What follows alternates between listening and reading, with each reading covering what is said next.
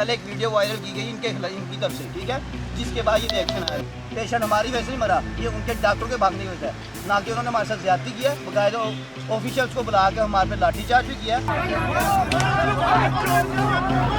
Inquiry committee राजा बशारत साहब की क़यादत में इंशाअल्लाह वो कमेटी जो भी अपनी सबमिशंस देगी, इन सारे वकीलों के खिलाफ तादीबी कार्रवाई होगी, FIR कटेगी और इनको निशाने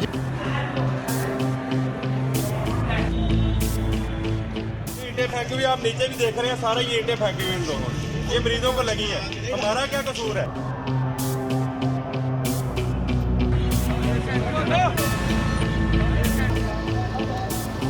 उन्होंने बड़ा जबरदस्त था जो साढ़े उन्होंने मारिया तो सारे बड़ी वड्डी आज़ादी की वकीलों ने सानू हक मिलना चाहिए है, सख्त तो सख्त इन्होंने सजा अपना मिलनी चाहिए। जिन्होंने वकील सारे वकील करके इंडिया के वकील ने, इंडिया के वकील है, पाकिस्तानी नहीं, इंडिया तो आए थे वकील।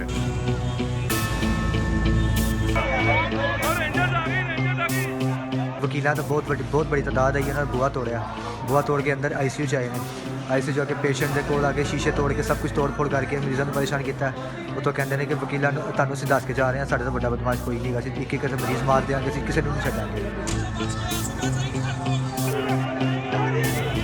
पुलिस की तरफ से ये सबसे पहले मामला शुरू हुआ है, अंदर से आंसू गैस पथराव हुआ है और आंसू गैस और डंडे भी मारे गए हैं। कितने मरीजों की हलाकत हुई है, कोई पता है? मैं कंफर्म कर रहा हूँ जी, 2-3 के बारे में मुझे पता है। इमरजेंसी खाली हो गई है, स्टाफ मिलता है तो मैं डाटा